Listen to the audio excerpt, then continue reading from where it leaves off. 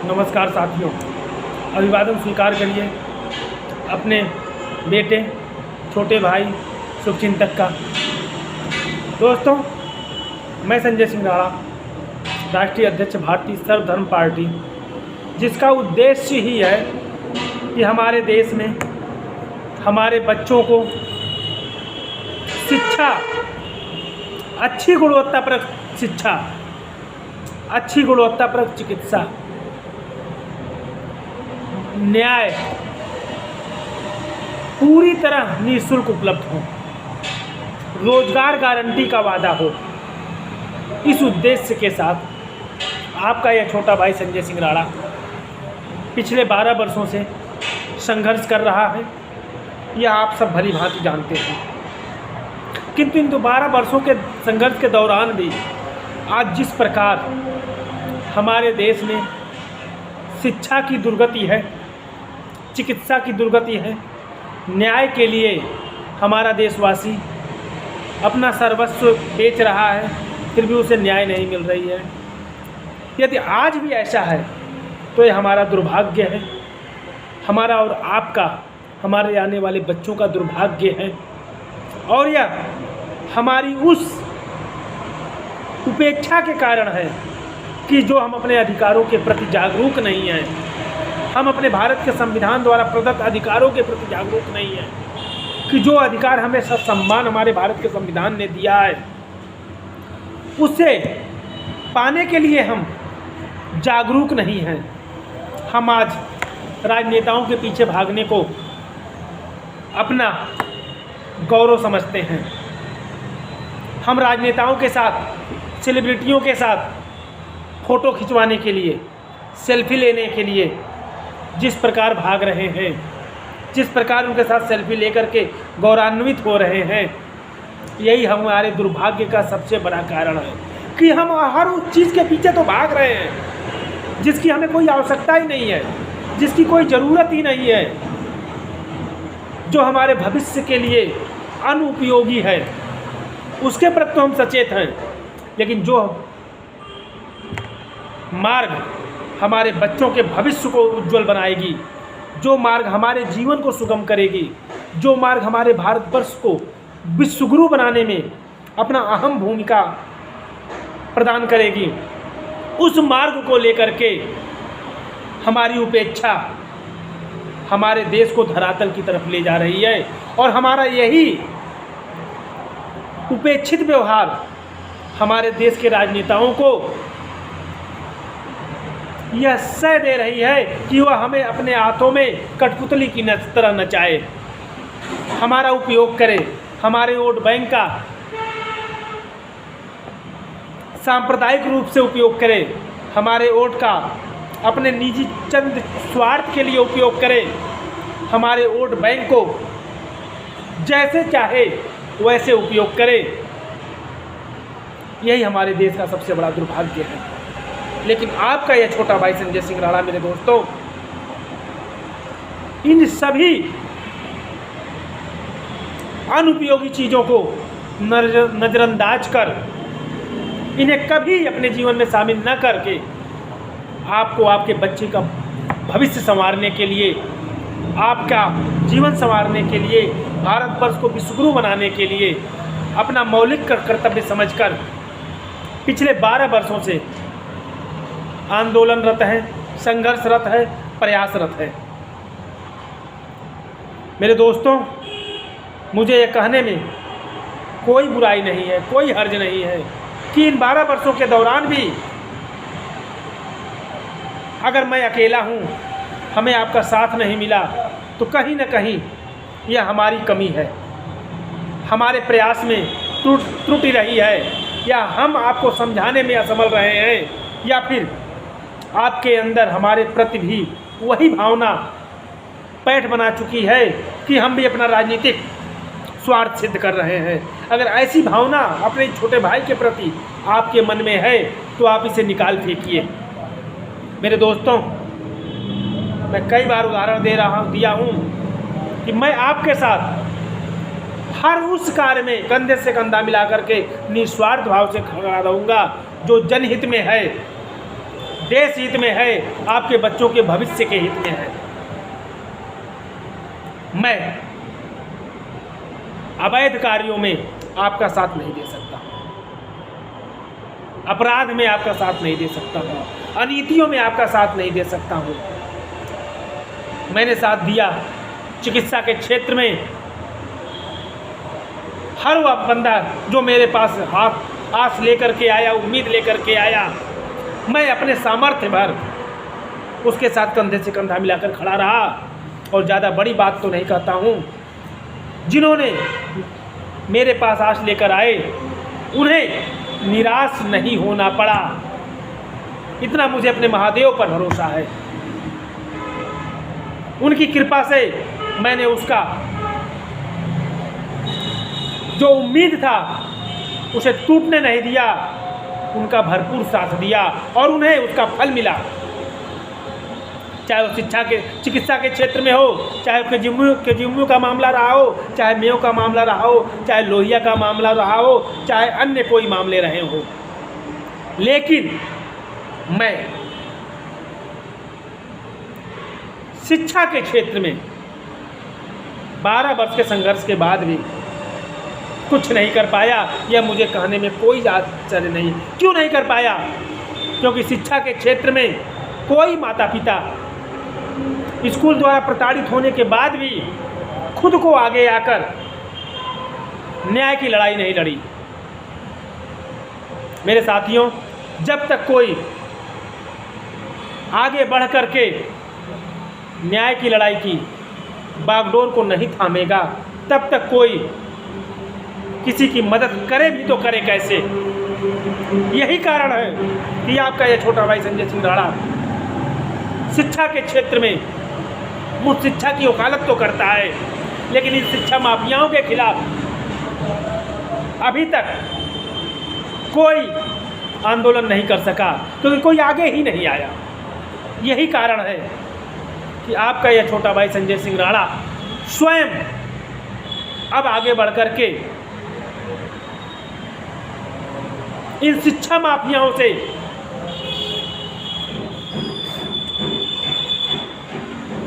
कानून के तहत, संवैधानिक अधिकारों के तहत अब दो हाथ करने जा रहा है और चाहता है आपका यह छोटा भाई संजय सिंह राणा कि आप भी हमारी इस लड़ाई में बढ़ चढ़कर साथ दें। मैंने शिक्षा के क्षेत्र में आर्टिकल 21A का सहारा लेकर के 6 वर्ष से 14 वर्ष तक के बच्चों को मुफ्त शिक्षा दिलाने को कमर कस चुका हूँ। और ऐसा करने में मुझे कोई लाठी डंडे की लड़ाई नहीं लड़ने की आवश्यकता है, क्योंकि आप जानते हैं आपका ये छोटा भाई संजय सिंह राणा जो भी कार्य करता है कानून के दायरे में रह करके करता है, संवैधानिक दायरे में रह करके करता है। तो अब मैंने जब देखा कि शिक्षा के क्षेत्र में हर माता पिता पीड़ित तो है स्कूलों की बर्बरता के कारण। अभी लखीमपुर में आपने देखा कि कैसे फीस न जमा होने पर एक निजी स्कूल ने बच्चे का सर मुड़वा करके रोड पर घुमाया और उसे प्रताड़ित भी किया, मारा पीटा भी और स्कूल से भी निकाल दिया। यह मानवता की, हमारे आर्टिकल 21A का अपमान है, हमारे संविधान का अपमान है, हमारे विश्व के सबसे बड़े लोकतंत्र का अपमान है। और उससे बड़ा उस क्षेत्र का इंस्पेक्टर इतनी बीभत्स घटना होने के बाद भी उस इंस्पेक्टर के द्वारा जिस प्रकार में रिलीज निकाला गया कि दोनों पक्षों को बुलाया गया है और आपसी समझौता करा करके मामला रफा दफा कर दिया गया, उस इंस्पेक्टर पर तत्काल उसे बर्खास्त किया जाना चाहिए और उसने अपने कर्तव्य में संवेदनहीनता के तहत तुरंत गिरफ्तार कर जेल भेजना चाहिए। क्योंकि यहाँ बात संवैधानिक अधिकारों की हो रही है, हमारे मौलिक अधिकारों की हो रही है। एक गरीब बच्चा और जब उसके फीस जमा करने की क्षमता नहीं है, इसका मतलब वह शारीरिक, आर्थिक, मानसिक रूप से कमज़ोर है।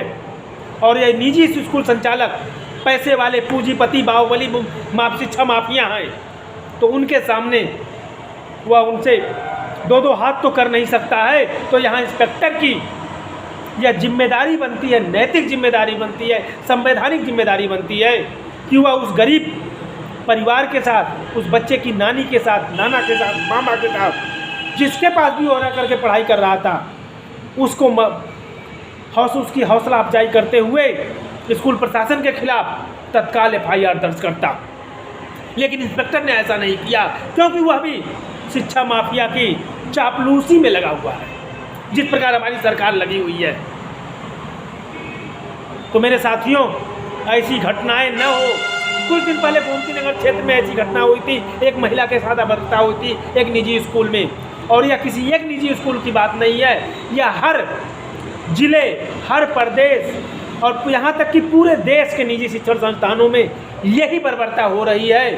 गरीब और कमज़ोर अभिभावकों के साथ, माता पिताओं के साथ, उनके बच्चों के साथ उन्हें फीस के नाम पर प्रताड़ित किया जा रहा है, उन्हें फीस के नाम पर परीक्षा से वंचित किया जा रहा है, उन्हें फीस न जमा होने के कारण रिपोर्ट कार्ड नहीं दिया जा रहा है, उन्हें फीस जमा नहीं होने के कारण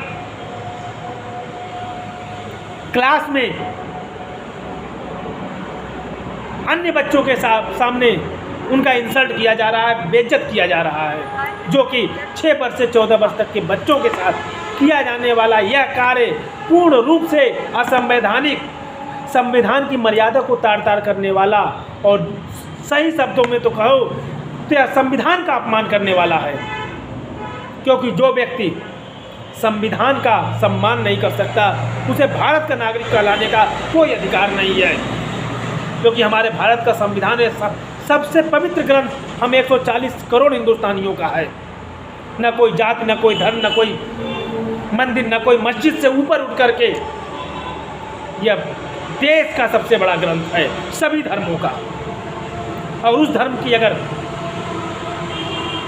हम सम्मान, मर्यादा नहीं रख सकते तो हमें भारतवर्ष में भी रहने का कोई अधिकार नहीं है। ऐसे सभी, चाहे वह निजी शिक्षा संस्थान हो, चाहे हम हो, आप हो, सरकार हो, शिक्षा माफिया हो, चिकित्सा माफिया हो, सब पर सख्त से सख्त कार्रवाई होनी चाहिए।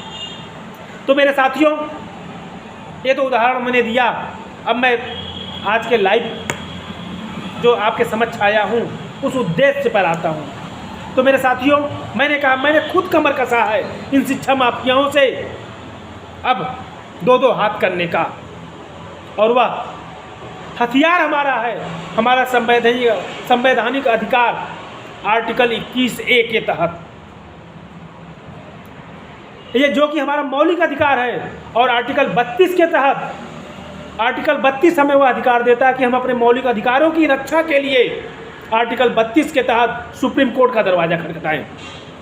अगर वहाँ तक नहीं जा सकते, हमारी हैसियत सुप्रीम कोर्ट जाने की नहीं है, तो फिर हम आर्टिकल 226 का सहारा लेकर के अपने मौलिक अधिकारों की रक्षा के लिए मैं एक जनहित याचिका इलाहाबाद हाईकोर्ट की लखनऊ बेंच में दायर कर रहा हूँ कि किस प्रकार इन शिक्षा माफियाओं के द्वारा, इन निजी शिक्षण संस्थानों के द्वारा हमारे बच्चों के आर्टिकल 21A का हनन हो रहा है। आर्टिकल 21A के तहत जो अधिकार हमारे बच्चों को प्राप्त हैं, ये शिक्षा माफिया उसका हनन कर रहे हैं। और हमारे मौलिक अधिकारों की रक्षा हमारी न्यायपालिका के द्वारा सुनिश्चित की जाए। इन सभी शिक्षा माफियाओं को सख्त से सख्त हिदायत देते हुए, सख्त से सख्त कार्रवाई करते हुए इन पर आर्टिकल 21A के हनन को पर तत्काल रोक लगाई जाए और 6 वर्ष से 14 वर्ष तक के बच्चों को मुफ्त व अनिवार्य शिक्षा राज्य सरकार हमारी सुनिश्चित करे, केंद्र सरकार सुनिश्चित करे। इस प्रकार का मैंने एक पिटीशन फाइल किया है इलाहाबाद हाई कोर्ट की लखनऊ बेंच में। और मैं चाहता हूँ आप सभी माता पिता हर जिले से कम ज़्यादा नहीं तो 10-10 याचिकाएँ आप सभी दाखिल करिए, जिससे हमारी न्यायपालिका भी अपने कर्तव्य में पूरी मजबूती के साथ इस शिक्षा माफियाओं के खिलाफ आदेश पारित कर सके और हमारा भारतवर्ष शिक्षा के क्षेत्र में अभी पूरे तरह तो मुफ्त शिक्षा की मैं जिम्मेदारी नहीं ले सकता हूँ, मुहिम तो चलाया हूँ कि पूरे भारतवर्ष में शिक्षा मुफ्त होनी चाहिए, उच्च गुणवत्तापरक शिक्षा मुफ्त होनी चाहिए। लेकिन अभी आर्टिकल 21A के तहत 6 वर्ष से 14 वर्ष तक के बच्चों को शिक्षा मुहैया मुफ्त होनी ही चाहिए। और इस आशा और विश्वास के साथ मैंने ये याचिका दाखिल की है और जल्द ही मैं आपको जैसे मुझे याचिका का नंबर मिलता है मैं आपके साथ शेयर करूंगा। आप अपनी याचिका को उस नंबर याचिका हमारे पिटीशन से संलग्न कर अपनी याचिका को फाइल कर सकते हैं, जिससे त्वरित और एक ही बेंच में सारी याचिकाओं को सम्मिलित कर हमारे न्यायाधीश महोदय जो स्पेशल बेंच बैठेगी इन शिक्षा में आपके यहाँ पर नियंत्रण लगा सके और हमारे बच्चों के मौलिक अधिकारों को सुनिश्चित कर सके। इसी आशा और विश्वास के साथ आप सभी से एक बार पुनः हाथ जोड़कर प्रार्थना करूंगा, अपने बच्चों के मौलिक अधिकारों के लिए, अपने बच्चों के उज्जवल भविष्य के लिए जागरूक हो। जय हिंद, जय भारत।